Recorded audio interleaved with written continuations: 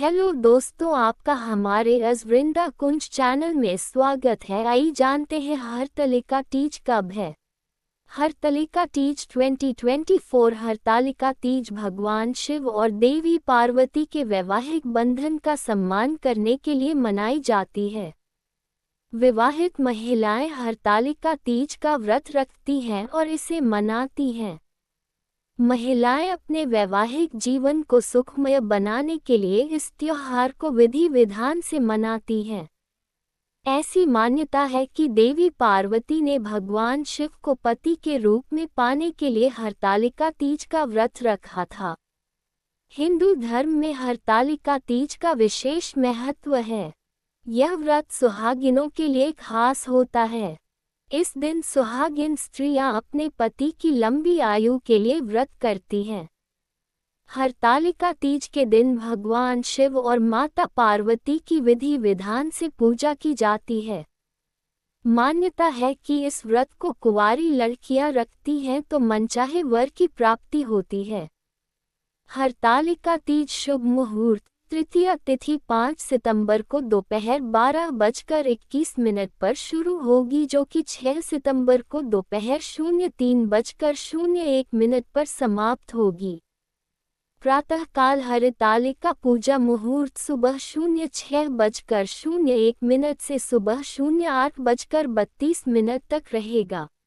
हरतालिका तीज महत्व। मान्यता है कि इस व्रत के प्रभाव से सुहागिनों को अखंड सौभाग्य की प्राप्ति होती है। यह व्रत कठोर व्रतों में से एक माना गया है। यह व्रत निर्जला रखा जाता है।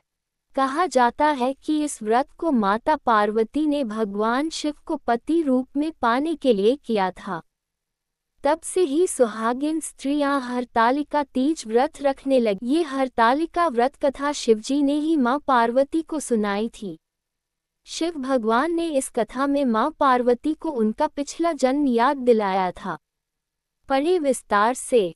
हे गौरा, पिछले जन्म में तुमने मुझे पाने के लिए बहुत छोटी उम्र में कठोर तप और घोर तपस्या की थी। तुमने ना तो कुछ खाया और ना ही पिया, बस हवा और सूखे पत्ते चबाए। जला देने वाली गर्मी हो या कंपा देने वाली ठंड तुम नहीं हटी, डटी रही। बारिश में भी तुमने जल नहीं पिया। तुम्हें इस हालत में देखकर तुम्हारे पिता दुखी थे। उनको दुखी देखकर नारद मुनि आए और कहा कि मैं भगवान विष्णु के भेजने पर यहाँ आया हूँ। वह आपकी कन्या की से विवाह करना चाहते हैं। इस बारे में मैं आपकी राय जानना चाहता हूँ। नारद जी की बात सुनकर आपके पिता बोले, अगर भगवान विष्णु ये चाहते हैं तो उन्हें कोई आपत्ति नहीं, परंतु जब तुम्हें इस विवाह के बारे में पता चला तो तुम दुखी हो गई। तुम्हारी एक सहेली ने तुम्हारे दुख का कारण पूछा तो तुमने कहा कि मैंने सच्चे मन से भगवान शिव का वरण किया है, किंतु मेरे पिता ने मेरा विवाह विष्णु जी के साथ तय कर दिया है। मैं विचित्र धर्म संकट में हूँ। अब मेरे पास प्राण त्याग देने के अलावा कोई और उपाय नहीं बचा। तुम्हारी सखी बहुत ही समझदार थी। उसने कहा, प्राण छोड़ने का यहाँ कारण ही क्या है? संकट के समय धैर्य से काम लेना चाहिए। भारतीय नारी के जीवन की सार्थकता इसी में है कि जिसे मन से पति रूप में एक बार वरण कर लिया, जीवन पर्यंत उसी से निर्वाह करें। मैं तुम्हें घनघोर वन में ले चलती हूँ, जो साधना स्थल भी है और जहाँ तुम्हारे पिता तुम्हें खोज भी नहीं पाएंगे। मुझे पूर्ण विश्वास है कि ईश्वर अवश्य ही तुम्हारी सहायता करेंगे। तुमने ऐसा ही किया। तुम्हारे पिता तुम्हें घर में न पाकर बड़े चिंतित और दुखी हुए। इधर तुम्हारी खोज होती रही, उधर तुम अपनी सहेली के साथ नदी के तट पर एक गुफा में मेरी आराधना में लीन रहने लगी। तुमने रेत के शिवलिंग का निर्माण किया। तुम्हारी इस कठोर तपस्या के प्रभाव से मेरा आसन हिल उठा और मैं शीघ्र ही तुम्हारे पास पहुंचा और तुमसे वर मांगने को कहा। तब अपनी तपस्या के फलीभूत मुझे अपने समक्ष पाकर तुमने कहा, मैं आपको सच्चे मन से पति के रूप में वरण कर चुकी हूँ। यदि आप सचमुच मेरी तपस्या से प्रसन्न होकर यहाँ पधारे हैं तो मुझे अपनी अर्धांगिनी के रूप में स्वीकार कर लीजिए। तब तथास्तु कहकर मैं कैलाश पर्वत पर लौट गया। उसी समय गिरिराज अपने बंधु बांधवों के साथ तुम्हें खोजते हुए वहां पहुंचे। तुमने सारा वृतांत बताया और कहा कि मैं घर तभी जाऊंगी अगर आप महादेव से मेरा विवाह करेंगे। तुम्हारे पिता मान गए और उन्होंने हमारा विवाह करवाया। इस व्रत का महत्व यह है कि मैं इस व्रत को पूर्ण निष्ठा से करने वाली प्रत्येक स्त्री को मनवांछित फल देता हूँ। इस पूरे प्रकरण में तुम्हारी सखी ने तुम्हारा हरण किया था, इसलिए इस व्रत का नाम हरतालिका व्रत हो गया। इस व्रत से जुड़ी एक मान्यता यह है कि इस व्रत को करने वाली स्त्रियां पार्वती जी के समान ही सुखपूर्वक पतिर्मन करके शिवलोक को जाती हैं। सौभाग्यवती स्त्रियां अपने सुहाग को अखंड बनाए रखने और अविवाहित युवतियां मन मुताबिक वर पाने के लिए हरितालिका तीज का व्रत करती हैं। इस दिन व्रत करने वाली स्त्रियां सूर्योदय से पूर्व ही उठ जाती हैं और नहाकर पूरा श्रृंगार करती हैं। पूजन के लिए केले के पत्तों से मंडप बनाकर गौरी शंकर की प्रतिमा स्थापित की जाती है। इसके साथ पार्वती जी को सुहाग का सारा सामान चढ़ाया जाता है।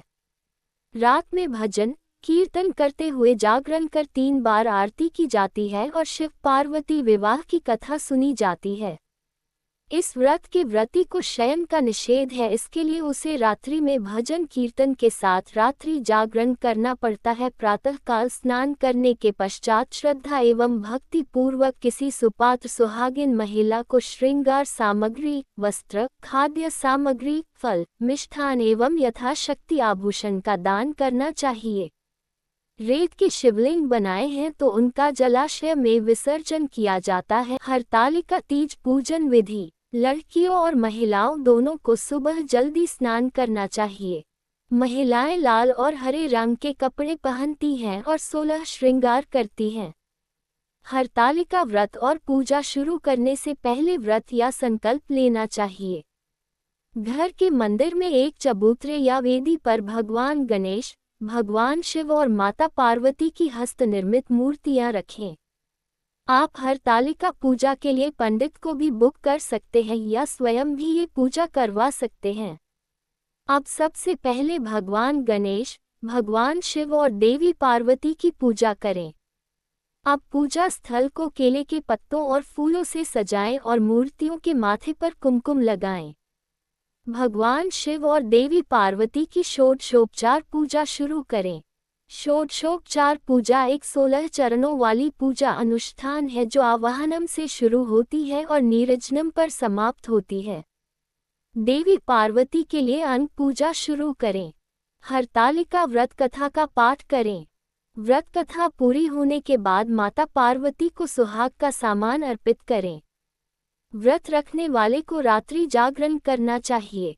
व्रती भक्त पूरी रात भजन कीर्तन करते हैं। वे विवाहित महिला को दान कर्म करते हैं और अगली सुबह उसे खाने पीने की चीजें, श्रृंगार सामग्री, कपड़े, गहने, मिठाई, फल आदि देते हैं।